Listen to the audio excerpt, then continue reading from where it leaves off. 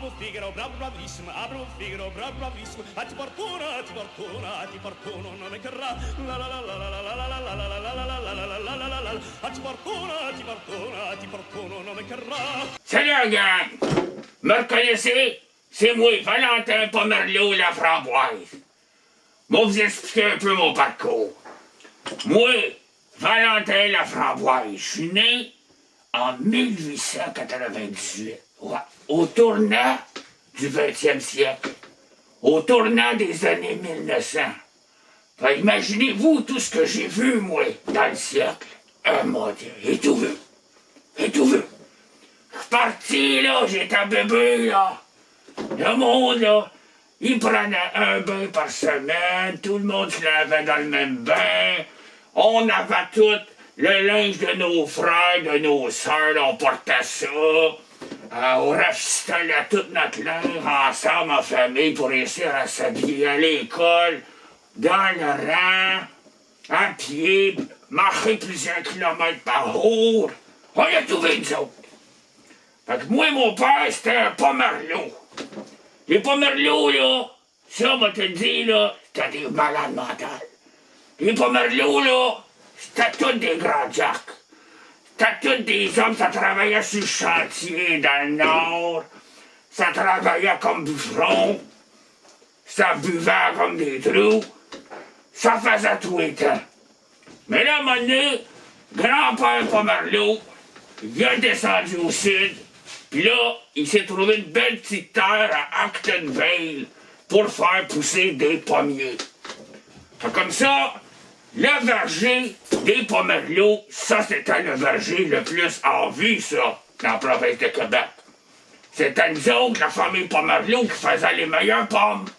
On faisait des tartes aux pommes, on faisait de la compote de pommes, on faisait du cidre de pommes, on faisait de la croustade de pommes.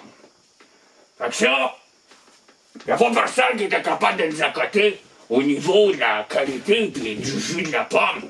Hein? Bon. Tandis que les Laframboise, ça, c'était ma grand-mère Laframboise. Les autres, ils faisaient des recettes. Ils faisaient des tartes aux fraises, des tartes aux bleuets, des tartes aux framboises.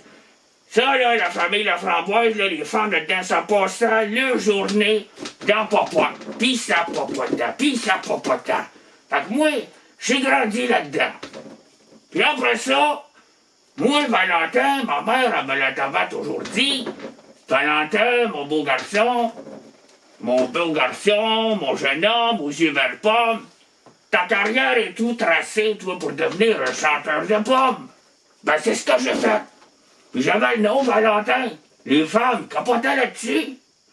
Si vous saviez toutes les femmes que j'ai eues dans les années 1900, vous tomberiez sur le dos.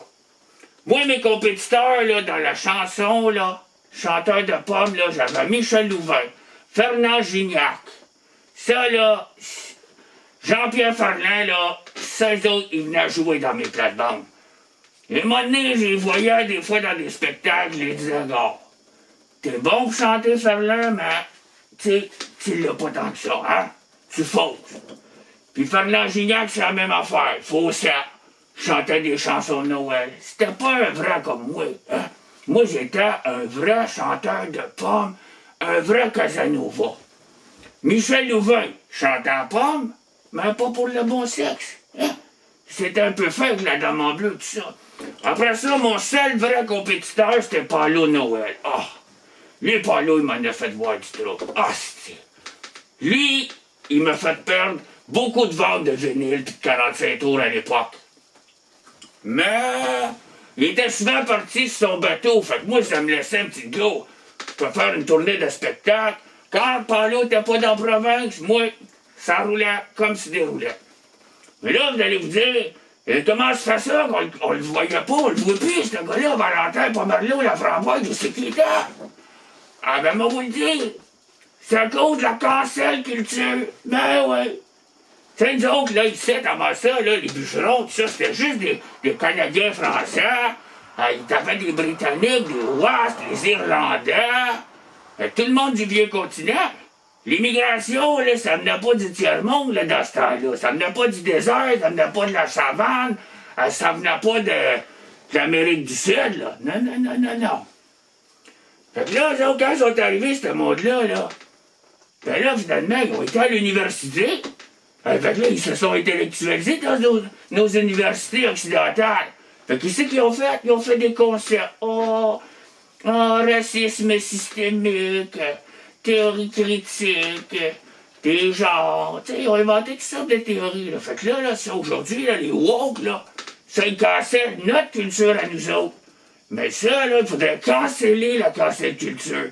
Parce que là, ils essayent de nous décoloniser chez nous, de nous faire passer pour des agresseurs. Ils veulent nous culpabiliser tout le temps d'être qu'on est des Québécois. Ben, ils n'ont pas d'affaires. Tu comprends? Parce que nous autres, ça fait un demi-millénaire qu'on est ici. Mon père, là, puis son père, puis notre arrière-grand-père, là, les Pomerleaux, c'est eux autres qui l'ont fondé le pays. Pas le monde du désert, puis le monde de la savane. Là. Non, non. Les vrais colons français, québécois, canadiens, puis les Irlandais. OK? Fait que là, on n'a pas à faire canceller notre culture, puis faire annuler la distribution des bandes dessinées de Tintin pour ça, là. Ça, c'est des crackpots. Ça, c'est les immigrants qui ont été intellectualisés. Castor, ils vont se servir de ça contre nous autres.